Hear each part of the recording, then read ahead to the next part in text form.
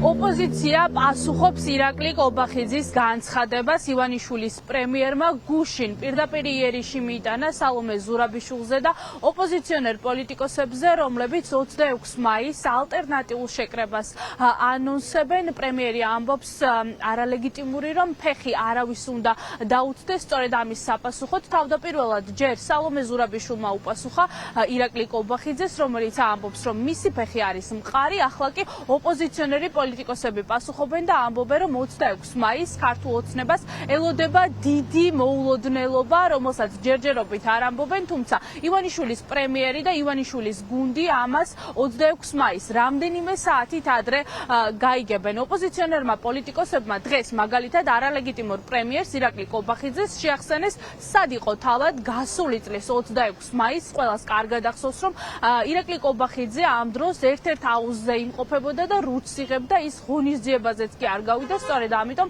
ოპოზიციონერი პოლიტიკოსები ფიქრობენ, რომ ქართული ოცნებისთვის 26 მაისს არანაირი დანიშნულება არ აქვს და პირიქით ამბობენ, რომ ისინი შეიკრიბებიან, იქნებიან იქ, სადაც იქნება ქართველი ხალხი და ყველა ერთად გააგრძელებს ბრძოლას საქართველოს დამოუკიდებლობისთვის. ოპოზიციონერი პოლიტიკოსების განმარტებით ქართული ოცნება ახლა ყველაფერს აკეთებს იმისთვის, რომ ხალხის პროტესტი დააკნინოს. ასე იყო მთელი ამ დღეების განმავლობაში და ოპოზიციონერი პოლიტიკოსები ამბობენ, რომ ერთ-ერთი ძლიერი ერთობა ხალხმა კიდევ ერთხელ დაანახა მთელს ცივილიზებულ სამყაროს გუშინ, როდესაც მთელი ევროპის მოედანი საქართველოს მოქალაქეებმა გადაავსეს და ასე მოხდება 26 მაისსაც, როდესაც საქართველოს მოქალაქეები კიდევ ერთხელ დადგებიან ერთად და აჩვენებენ, რომ საქართველოს დამოუკიდებლობა მათთვის არის ძალიან მნიშვნელოვანი და მართველი გუნდის ოპონენტები ფიქრობენ, რომ ქართული ოცნება ახლა მოჩვენებით ერთობას აჩვენებს საზოგადოებას.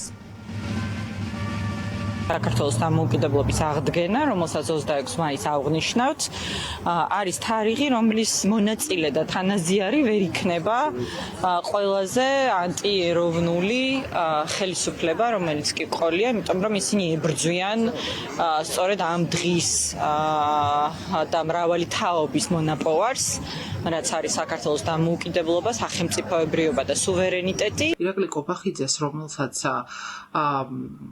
საქართველოს დამოუკიდებლობასთან და საქართველოს სუვერენიტეტთან საერთო არაფერი არ აქვს, მათ შორის იმითაც, რომ ის შეგნებულად არასდროს საოკუპაციო ხაზზე არ გასულა მიუხედავად ვალდებულებისა, თუ მათ შორის იმითაც, რომ 26 მაისს ნაცვლად ხალხთან დგომისა ის აუზზე გარუჯვას ამჯობინებდა, არ ესაქმება არაფერი ამ დღესთან, შესაბამისად ამ საერთო სახალხო დღესასწაულს და საქართველოს დამოუკიდებლობის აღდგენის დღეს, რა თქმა უნდა, ქართველი ხალხი ვიზეიმებთ. ირაკლი კობახიძის დამოუკიდებლობა 26 მაისთან დაკავშირებით, 9 აპრილთან დაკავშირებით, ჩვენ კარგად ვიცით. მისთვის ეს თარიღები არაფერს ნიშნავს.